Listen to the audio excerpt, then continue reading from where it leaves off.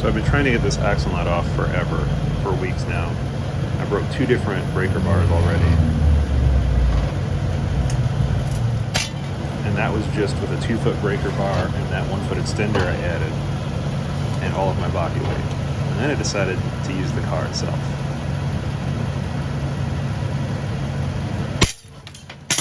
And there goes another. So I've already failed a few times at this thing and I'm done with it. When I had my 2-foot breaker bar plus a 1-foot extension, I got 3 feet away from this and stand on it, 250 pounds. That's 750 foot-pounds of torque. This thing's supposed to put out 1,200. So let's see if this will work.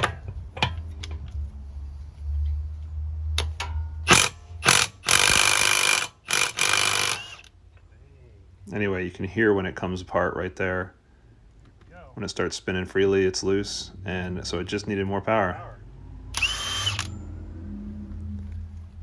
And now that it was all set, I decided it was time to get it done. So this is finally replacing the full hub and getting it done. It actually went very smoothly after the axle nut, but that must have been on there with 1,000 foot-pounds of torque.